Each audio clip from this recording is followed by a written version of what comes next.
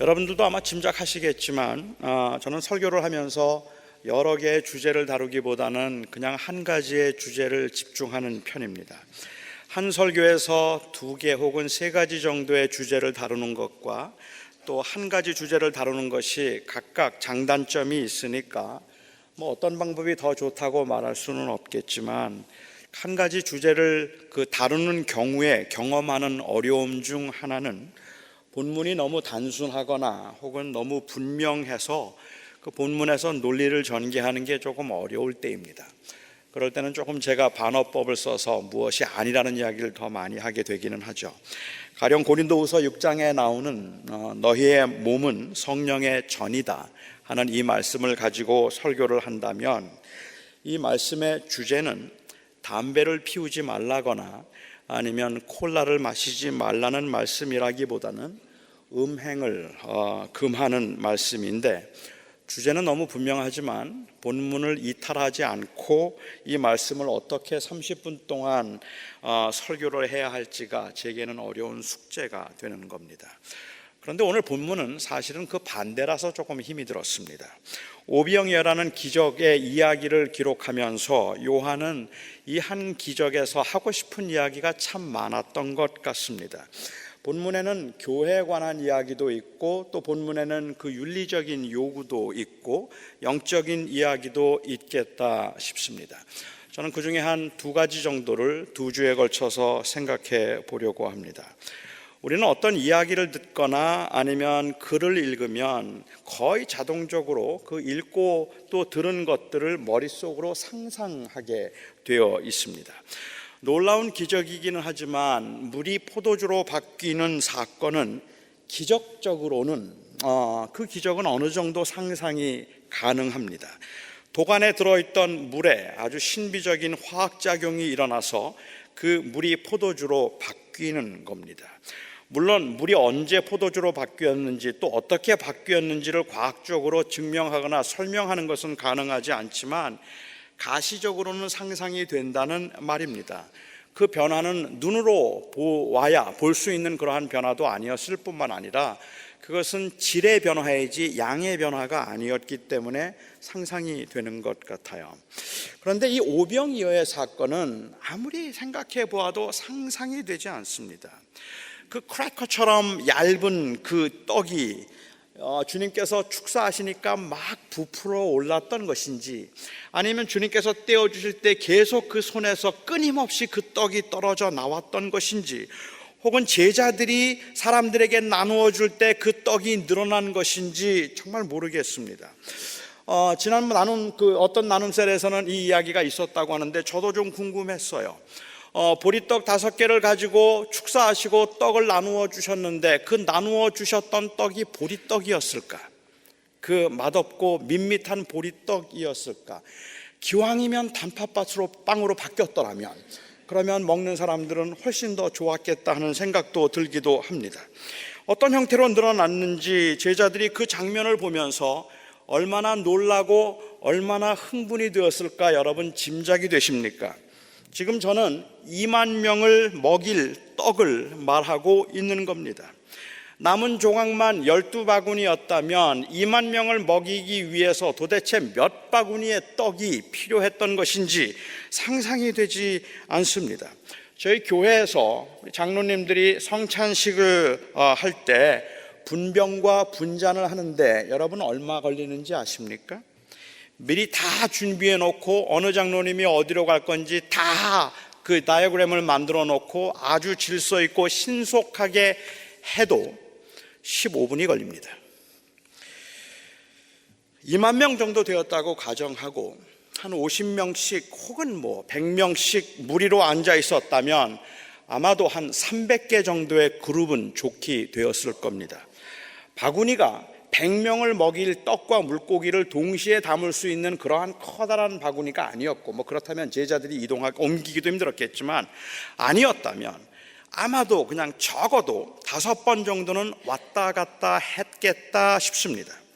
한 번 떡을 가져다 주고 다시 떡을 가지러 오는데 3분 걸린다 계산하면 한 그룹을 먹이는데 15분 걸립니다.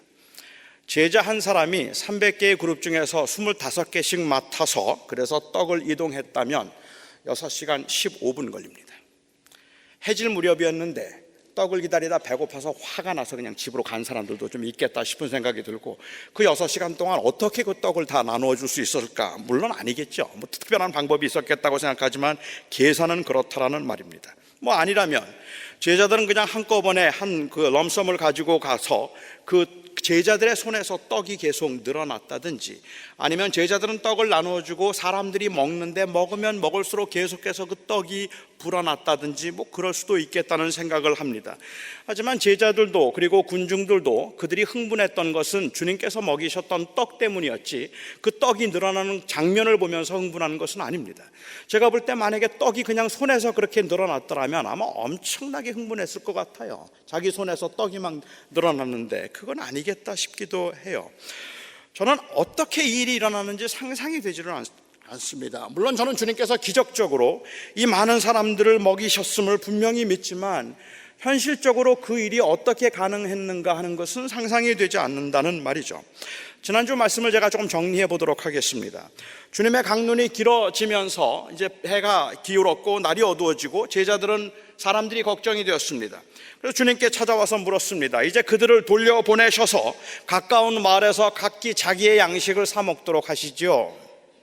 주님께서는 제자들에게 너희들이 그들에게 먹을 것을 주라고 말씀하시고는 그 빌립에게 어디에서 이 많은 사람들을 먹일 수 있는 양식을 구할 수 있겠는가 물었습니다. 그 지역 출신이었던 빌립은 이들에게 먹일 수 있는 양식을 어디에서 구할 수 있는가 하는 장소가 문제가 아니라 그들을 먹일 만한 돈이 문제라는 것을 그는 알고 있었습니다. 그래서 이들을 먹이기 위해서는 2만 불 정도가 필요한데 그 돈이 우리에게는 없습니다라고 그렇게 말을 하죠. 그리고 주님께서는 제자들에게 그러면 내가 가서 먹을 것이 얼마나 되는지 한번 사람들에게 알아오라고 제자들에게 말씀을 하셨습니다. 제자들이 아마도 찾아가서 먹을 것이 얼마나 있는가 사람들에게 물었을 겁니다. 그리고 안드레가 한 소년이 가지고 있던 보리떡 5개와 물고기 2마리를 가지고 이것이 우리가 찾을 수 있는 전부였습니다. 이들이 가지고 있는 음식은 물고기 2마리와 보리떡 5개밖에 없습니다라고 보고를 했습니다. 그러면서 안드레는 말합니다. 그러나 이것이 이 많은 사람들에게 얼마나 되겠습니까? 이거 얼마 되지 않는데 이걸 가지고 사람들을 먹일 수 있겠습니까? 안 되잖아요. 그런데 주님께서는 이 안드레의 대답에 이 질문에 답도 하지 않으시고 대신에 사람들을 앉히라고 하셨습니다.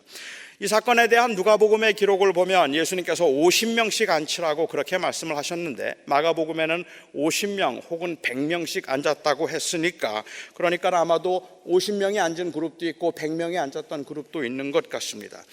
저는 어느 모임이든지 아니면 집회에 가면 제일 귀찮은 것 중에 하나가 이 사진 촬영입니다. 뭐 행사 끝나고 난 다음에 사진 촬영하려는데 그게 정말로 싫어요. 오늘도 사진 촬영할 것 같은데 그런데 그 사진 촬영을 하다 보면 제가 불편한 거는 그 단체 사진 뭐 수백 명이 모여서 집회가 끝나고는 단체 사진에서 저의 수려한 외모가 드러나는 것도 아닌데 그냥 한꺼번에 찍는 사진을 찍기 위해서 사람을 모으는 데만 15분이 걸립니다. 2만 명을 50명씩 앉히는데 얼마나 시간이 걸렸을까? 그것도 저는 좀 궁금합니다. 만일 짧은 시간에 신속하게 50명씩 쫙 일사불란하게 앉았더라면 그 당시 사람들은 목회하기 정말 쉬운 사람들이었겠다 싶은 생각도 듭니다. 그렇게 말 잘 듣는 사람들 별로 없습니다. 지금 거기에 모인 사람들이 다 배가 고프다는 것을 전제하고 보면 제 마음이 더 불안하다는 거죠. 그보다 어쩌면 제자들의 이 믿음이 참 대단하다는 생각이 듭니다. 그동안의 대화를 볼 때 제자들은 주님께서 그들을 먹이실 수 있는 그러한 그들에게는 그들을 먹일 만한 양식이 없다는 것을 알고 있었고 또한 그들이 주님께서 제 백성들을 먹일 것을 기대하지도 않았고 그 계획조차도 전혀 모르고 있었습니다. 보리떡 5개와 물고기 2마리가 그들이 가지고 있던 전부였다고 말하는데 예수님께서는 제자들에게 50명씩 100명씩 앉히라고 말씀하고 계시는 겁니다. 이들이 기적에 대한 기대가 그들에게 만일 없었다면 그렇다면 이들은 주님의 명령에 순종했던 것은 사실은 그 기적에 대한 기대 때문이 아니라 주님을 인격적으로 신뢰했기 때문에 도대체 무슨 일을 할지 모르겠지만 주님이 하라고 하시니까 그냥 순종했을 뿐일 겁니다. 마음속으로는 이해할 수도 없었을 것이고 그래서 설레이는 마음도 없었고 오히려 굉장히 불안했을 겁니다. 어쩌면 그 제자들 중에는 조금 구시렁되던 제자들도 있었을지도 모르겠습니다. 차라리 보리떡 5개와 물고기 2마리가 없다는 것을 주님께서 아시고 그들을 앉히라고 하셨다면, 그들을 그렇게 앉혀놓고 주님께서는 그들에게 위로하려고 하신 것이거나, 그렇지 않다면 그들에게 간곡하게 설득해서 혹시 여러분들 중에 가지고 있는 음식이 있다면 내놓아서 그 50명 100명이 나눠 먹도록 합시다, 그렇게 그들을 설득하려고 하시는지도 모르겠다 생각할 겁니다. 하지만 보리떡 5개와 물고기 2마리밖에 없다는 것을 아시고 주님께서 그들을 편안하게 앉히라고 하실 때 제자들은 그들을 앉히면서도 불안했을 겁니다. 왜 이러실까? 만약에 이들에게 먹을 것을 주겠다고 하신다면 얼마나 실망할까? 아마도 그런 불안한 마음들이 있었을 텐데 주님이 시키는 대로 했다면 저는 굉장한 믿음이었다고 생각을 합니다. 그리고 주님께서는 보리떡 5을 가지고 감사의 기도를 하셨습니다. 요한은 오늘 본문에 보면 주님께서 사람들에게 나누어 주었다고 했지만, 다른 복음서와 종합해 볼 때는 주님께서 직접 모든 사람들에게 나누어 주신 것은 아니고 아마도 제자들에게 먼저 나누어 주셨을 겁니다. 그리고 제자들은 그것을 가져다가 다른 사람들에게 나누어 주었겠죠. 이미 말씀드렸던 것처럼 언제 이 떡이 불어나게 되었는가는 정말 모르겠습니다. 오늘 나눔세를 하시면서 한번 기발한 아이디어들을 찾아보시면 너무 좋을 것 같습니다. 제가 만약에 제자 중 한 사람으로서 그 자리에 있었다면 저는 엄청난 충격을 받았을 겁니다. 사람들에게 떡을 나누어 주는 일이 너무 신기하고 너무 흥분이 되었을 겁니다. 어떻게 그렇게 떡이 늘어날 수가 있습니까? 아무것도 없는 떡이었는데 주님의 손에서 어떻게 그렇게 떡이 점점 늘어날 수 있다는 말입니까? 물고기도 그렇게 다 물고기도 가져다가도 2마리를 가지고 2만 명을 먹일 만큼 충분하게 넘겨주었습니다. 요한은 오늘 본문에서 제가 제일 좋아하는, 성경 전체에서라고 말해도 틀리지 않는 제가 제일 좋아하는 표현을 썼습니다. 물고기도 그렇게 그들의 원대로 주시니라. 먹고 나면 항상 허전하고 배가 늘 고프다고 생각하는 저는 원대로 먹어보는 게 소원입니다. 이렇게 원대로 주시는 주님이 저는 정말 좋습니다. 이런 건 제 아내도 주님께 좀 배워야 되겠다는 생각도 좀 하게 돼요. 원 없이 먹었음을 보여줄 수 있는 가장 확실한 증거가 뭘까요? 그것은 남기는 겁니다. 보리떡 5개로 시작을 해서 2만 명을 먹였는데 남은 것만 12바구니였습니다. 마태복음, 마가복음, 누가복음, 그리고 요한복음까지도 이 모두가 다 남은 것이 12바구니였다고 해서 그것이 확실한 기적이었음과 모든 사람들이 다 배불리 먹었다는 것을 강조합니다. 저는 이 12바구니의 그 떡을, 남은 떡을 어떻게 했을까도 궁금해요. 제자들이 한 바구니씩 가져갔을까요? 아니면 거기 있는 다른 사람들에게 또 나누어 먹으라고 나누어 주었을까요? 이 먹는 것에 워낙 제가 민감하다 보니까 이게 궁금한 게 너무 많아지는 것 같아요. 뭐 한 바구니씩 가져갔다면 제자들이 한참 동안 먹을 걸 걱정하지 않아도 되었을 겁니다. 하지만 나중에 주님께서 보리떡 7개를 가지고 4,000명을 먹이시는 사건이 있는데 그때는 제자들이 떡을 1개밖에 가져가지 않았습니다. 아마도 그래서 제자들이 이때도 떡을 가져가지 않았을지도 모르겠다는 생각도 좀 하게 됩니다. 12바구니의 떡을 어떻게 했는지는 제가 잘 모르겠지만 요한복음에만 기록되어 있는, 다른 복음서에는 기록이 없는데 요한복음에만 기록되어 있는 아주 재미있는 주님의 명령이 하나 있습니다. 남은 조각을 거두고 버리는 것이 없게 하라. 요한만 이 기록을 하고 있어요. 그래서 제자들이 다 남은 조각들을 버리지 않고 모두 다 거두었더니 12바구니에 찼더라고 요한은 증언합니다. 주님은 워낙에 음식 남기는 것을 싫어하셔서 배고팠던 사람들이 배불리 먹었다고 음식을 소홀히 여기지 못하도록 그렇게 명령하셨을 수도 있습니다. 그래서 주님께서는 남은 것을 버리지 말라고, 남긴 것이 버리지 않도록 하라고 주님께서 말씀하셨다고 주장하는 그러한 학자들도 또한 있습니다. 아마 그럴 겁니다. 사실 음식을 남기는 건 그렇게 좋은 습관은 아니니까요. 그래서 저는 이 짜장면 소스까지 그냥 깔끔하게 드시는 김경택 장로님을 존경합니다. 풍성하고 넉넉하다고 해서 귀한 줄 모르고 낭비를 하거나 그것조차 없어서 힘들어하는 사람들을 배려하지 않는 것은 옳지 않습니다. 그런데 저는 요한이 단순히 음식을 낭비하지 말아라, 음식을 그렇게 함부로 버리지 말라는 그러한 의미에서만 주님의 이 말씀을 의도적으로 전하고 있다고 생각되지는 않습니다. 물론 별뜻 없이 그냥 주님께서 하셨던 말씀을 기록했다고 볼 수도 있겠지만 요한복음의 특징을 볼 때는 이 말에도 영적인 의미가 담겨 있겠다 싶다는 말입니다. 다시 말해서 오병이어의 사건에서 주님께서 주시는 그 생명의 풍성함을 말하고자 하는 그런 영적인 의도가 그 오병이어의 기적을 요한이 기록하면서 담고 있었다면 하나님께서 주시는 그 풍성한 은혜와 생명의 풍요로움을 소홀히 여기지 말라는 의미도 오늘 이 말씀에 내포되어 있다고 볼 수 있습니다. 사실 요한복음에서는 주님께서 주시는 이 생명의 풍성함, 그 풍요로움에 관해서 아주 자주 언급하고 있습니다. 주님께서 가나 혼인잔치에서 물을 포도주로 만들어서 주셨을 때에도 사람들은 이전에 마시던 포도주보다 훨씬 더 최상의 맛있는 포도주를 마셨다고 그들은 감탄하고 그 주인을 칭찬한 바 있습니다. 저는 주님께서 그냥 언제든지 무엇이든지 최상품을 주신다는 것을 말씀하고 계시는 것이 아니라 바로 그 물을 포도주로 만들어 주신 사건이 우리들에게 주신 생명의 풍요로움을 말하고 있다면, 그렇다면 그 더 좋은 포도주를 주셨다는 말도 이 어떤 것과 비교할 수 없는 그 생명의 풍요로움을 주님께서 말씀하셨다고 볼 수 있겠다 생각합니다. 지나치게 우화적으로 제가 풀어가는 것은 아닐까라는 고민이 없는 것은 아니지만, 특히 요한복음에서는 저는 월드플레이도 좀 가능하다고 생각하고, 요한복음에서라면 우화적인 해석이나 영적인 해석도 어느 정도는 가능할 거라고 생각이 듭니다.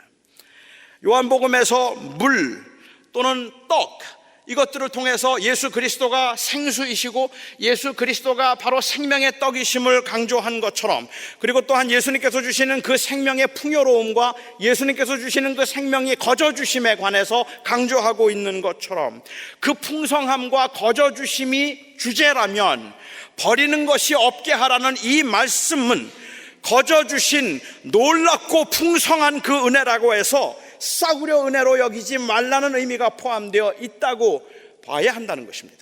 그러니까는 버리는 것이 없게 하라는 말씀은 주님께서 풍성하게 먹여주시고 채워주셨지만 다 거두라고 말씀하신 것은 음식을 낭비하지 말라는 그러한 의미도 물론 있겠다 싶은데, 그것보다 더 중요한 것이 있다면 하나님께서 주시는 그 풍요로운 은혜와 하나님께서 주시는 그 거저주신 은혜들을 우리가 누릴 때에 그것들을 너무 가볍게 생각하거나 소홀히 여겨서 싸구려로 만들지 말라는 말씀을 하고 계시는 겁니다. 현대 교인들은 이 은혜의 풍성함을 낭비하고 있습니다. 이 세상에 살면서 사람들에게 받는 상처와 여러 가지 어려움들로 인한 그 고난이 결코 가볍게 여길 것은 아니지만, 그래서 그 고난과 상처 때문에 우리가 누리게 될 그 생명과 복음의 은혜를 마치 하루 배불리 먹고 없어지는 양식처럼 그렇게 여겨서도 안 될 것입니다. 그래서 바울은 말하기를 현재의 고난은 장차 우리에게 나타날 영광과 좋게 비교할 수 없다고 했고, 베드로 사도도 말하기를 여러 가지 시험으로 말미암아 근심하지 않을 수 없으나 우리가 그 근심 중에도 오히려 크게 기뻐하는 것은 예수 그리스도께서 나타나실 때 칭찬과 영광과 존귀를 얻게 될 것이라고 그렇게 말하고 있습니다. 너무도 애석한 것은 우리는 주님의 은혜를 이야기하고 주님께서 거저주신 은혜를 이야기하고 주님께서 무조건 우리를 사랑하시고 용서하셨다는 것에 관해서 말하고 있지만, 정작 은혜가 필요할 때는 자꾸 은혜를 피해요. 고난을 당하면, 힘든 일을 만나면 은혜를 붙들려고 하는 것이 아니라 오히려 그 낙심한 마음으로 자꾸 주님을 떠나가려는 사람들이 더 많다라는 말입니다. 아무리 풍성해도 소중한 것을 낭비하면 안 됩니다. 우리가 받은 그 생명의 은혜를 상처와 혹은 고난 때문에 잊어버리는 것은 은혜를 낭비하는 것입니다. 그 은혜로 인하여 누릴 수 있는 기쁨을 이 땅에 사는 동안에 우리가 그 복음의 은혜를 경험하고도 그 기쁨을 누리지 못한다면, 그 기쁨을 누리지 못한다고 구원을 못 받게 되는 것은 아니지만 그 구원의 기쁨을 누리지 못한 낭비인 것은 틀림이 없습니다.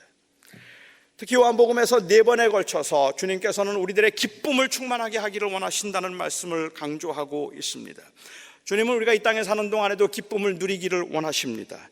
떡을 만들어 먹이신 주님께서는 적어도 제자들이 그들이 먹었던 그 떡으로 인한 기쁨보다 그 떡을 만들어 주신 주님 때문에 기뻐하기를 원하셨다는 말입니다. 주님께서는 우리가 이 땅에 사는 동안에 그런 고난과 어려움을 당하긴 하겠지만, 그런 어려움과 고난 가운데서 힘들고 어려운데 그 가운데 그 그리스도의 은혜를 기억함으로 그 고난을 극복할 수 있기를 바라고, 그것을 극복하지 못하는 것은 은혜를 낭비하는 것이라고 볼 수 있다는 말이죠. 뉴저지에 찬양교회라는 교회가 있습니다. 뉴저지에서는 상당히 영향력 있는 그러한 아주 잘 자리 잡은 그 교회인데, 그 교회 담임 목사인 허봉기 목사님이 작년 어느 5월달 어느 주일에 예배를 인도하는 중에, 설교를 하는 중은 아니었던 것 같은데 예배를 인도하던 중에 소식을 하나 들었습니다. 24살 된 그 딸이 무장 강도의 이 공격을 받고 살해되었다는 소식을 예배 중에 들었습니다. 그 목사님께서는 그 소식을 듣고 난 다음에 그날 끝까지 예배를 인도했다고 합니다. 그날 끝까지 설교를 했습니다. 그리고 그분이 그 소식을 들었지만 그 딸이 이 죽음을 당했다는, 피살되었다는 소식을 듣고도 끝까지 설교를 하고 끝까지 예배를 인도했다는 그 말을 매 신문마다 기사에 실었습니다. 저는 그 기사를 보면서 불편했습니다. 이게 왜 이렇게 중요한 걸까? 아니 꼭 그래야 되는 걸까? 하는 그러한 의문도 저는 가질 수 있었습니다. 그런 가운데서 그냥 이 예배를 끝까지 인도할 수 있는 그 담대함, 아니면은 예배를 끝까지 인도해야 되는 그 책임감, 소중한 것들이기는 하겠지만 그것을 대담하고 담대한 것이라고 그렇게 은근히 이야기를 하는 것 같은 그 분위기가 저는 조금 마음에 들지 않았더라는 말입니다. 얼마 전에 지난달이죠. 그러니까는 일주기를 하면서 그분이 어느 신문과 인터뷰를 했습니다. 그리고 그날 인터뷰를 할 때 그분이 이렇게 고백을 했어요. 그날 이후로 가슴 한켠에 묵직한 것이 들어앉아 있다고 했습니다. 하루 종일 눈물이 흐르고 혼자 있어도, 함께 있어도, 사람들과 이야기를 나누다가도 그냥 갑자기 가슴이 먹먹해지고 울컥해져서 그 솟아오르는 눈물을 주체할 수 없다고 했습니다. 그냥 마음이 너무 허전해서, 그리고 마음이 너무 힘들어서 견딜 수가 없다고 그렇게 이야기를 했습니다. 아마 저는 그 목사님이 현재 경험하고 있는 그 고통을 다 이해하지는 못할 겁니다. 그런데 그분이 인터뷰 마지막에 했던 말이 제 마음에는 말할 수 없는 위로가 되었습니다. 나는 이제 아들을 잃은 적이 있는 하나님을 믿습니다. 나는 이제 아들을 잃은 적이 있는 하나님을 믿습니다. 그 말이 제게는 예수님을 통한 십자가의 은혜로 내 슬픔을 이기고 있습니다 라는 말로 들었습니다. 그게 그렇게 담대해서 넘어갈 일은 아니겠죠. 아마도 경황이 없었을 겁니다. 뭘 어떻게 해야 할지를 몰랐을 겁니다. 자기의 사랑하는 딸, 그렇게 눈에 넣어도 아프지 않았었던 그 딸이 느닷없이 갑자기 무장 강도에게 피살을 당했는데, 대낮에 그렇게 피살 당했다는 소식을 듣고 어땠겠습니까? 아마 그날 그 이후로 1년 동안을, 지난 1년 동안이 그에게는 말할 수 없는 고통의 시간이고, 가만히 있다가도 눈물이 나고 그냥 생각만 하면 가슴이 저려서 견딜 수가 없고, 그 딸이 그리워서 살 수 없을 만큼이나 아팠을 겁니다. 그런데 그가 그 마지막 인터뷰에서 그 절규하고 있는, 그리고 그 부르짖고 있는, 아니 그렇게 애쓰고 있는 그 모습은, 나는 이제 아들을 잃은 적이 있는 하나님을 믿습니다 라는 그 말이 제게는 왠지 그렇게 들렸다는 말입니다. 너무 힘들어 죽겠는데, 너무 고통스러워 죽겠는데, 너무 보고 싶고 너무 슬프고 내가 뭘 잘못한 것 같아서 너무 어려워 죽겠는데, 그런데 그 너무 어렵고 힘들수록 나를 위해서 십자가에 죽으신 그 예수를 바라봅니다. 그 주님을 붙듭니다. 너무 힘들어서 주님을 붙듭니다. 그 고백처럼 저에게는 들렸습니다. 고난이 은혜를 낭비하게 만들어서는 안 됩니다. 상처를 받기도 하고 아픔을 겪기도 하고 때로는 억울한 일을 만나기도 하겠지만, 그런 것들이 우리로 하여금 은혜를 놓치게 만들지 말아야 한다고 생각합니다. 사람들에게서 받은 상처 때문에 기쁨을 낭비하지 않기를 바랍니다. F.F. 브루스라고 하는 교수님은 이 남은 12바구니의 이 12바구니의 떡을 다른 사람들에게 아마 나누어 주었을 것이라고 전제하고, 우리가 가진 기쁨을 고난 중에 있는 다른 사람들과 함께 나눌 수 있어야 할 것이라고 촉구하기도 했습니다. 그것을 다른 사람과 나누는 것도, 그리고 우리가 가진 기쁨을 또 우리 안에서 생명의 소중함을 붙들고 믿음을 지키는 것도, 저는 모두가 다 낭비하지 않는 것이라고 생각합니다. 인간이 경험하는 어떤 상처도 결코 가볍다 혹은 하찮다 말할 수 없겠지만, 우리 주님의 은혜는 저와 여러분이 경험하고 있는 그 어떤 상처보다 커서 우리의 평생의 주를 위해 살 수 있게 만들기에 저는 충분하다고 믿습니다. 고난에 쓰러지는 것, 쾌락과 욕심에 사로잡혀서 분주하게 사는 것, 상처로 분노하고 상처 때문에 무기력해지는 것, 반복된 실수와 죄로 인하여 낭망하고 주저앉아 있는 것, 열심과 헌신에 교만해져 있는 것, 이것은 은혜를 낭비하는 것입니다. 마치 이 세상이 전부인 것처럼, 마치 우리에게 가야 할 곳이 없는 것처럼 그렇게 살아가는 것은 은혜의 낭비입니다. 오늘 임직하는 여러분들에게 제가 다시 한번 권하고 싶습니다. 오직 그 은혜 때문에 사역하시고, 그 은혜로 사역하시고, 그 은혜를 위해서 섬기시기 바랍니다. 그런즉 이제는 내가 산 것이 아니라 내 안에 그리스도께서 사시는 것이라.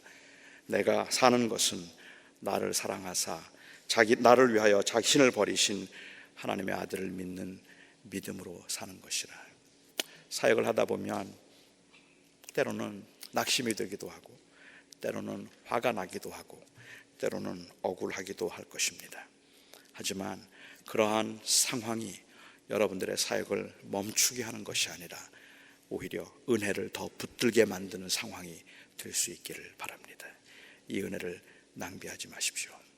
사랑하는 성도 여러분, 우리들의 그 이 삶 속에서도 우리는 왠지 모르게 이미 말씀드렸던 것처럼 정말로 주의 은혜가 필요하다고 생각되는 그 순간에 자꾸 주님의 은혜를 멀리하는 것 같아요. 우리가 죄를 지었을 때가 주님의 은혜가 필요할 때인데, 우리가 사실은 상처받고 분노할 때가 주의 은혜가 필요할 때인데, 그럴 때는 다 잊어버리고 싶어서 그 은혜를 싸구려 언어처럼 그냥 그렇게 낭비해버리는 경우들이 너무 많은 것 같습니다.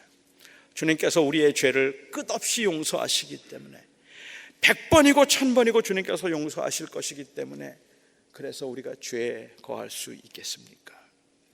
주님께서는 우리 가운데 언제나 함께 하셔서 한 번도 우리를 떠나지 아니하시고 버리지 아니하실 하나님이시기 때문에, 그래서 우리가 그 하나님을 소홀히 여길 수 있겠습니까? 내가 남은 것을 다 거두어 버리는 것이 없게 하라. 기도하겠습니다. 자비로우신 아버지 하나님, 오늘 이 시간에 저희들이 다시 한번 하나님의 은혜를 붙들고 주님 앞에 섭니다.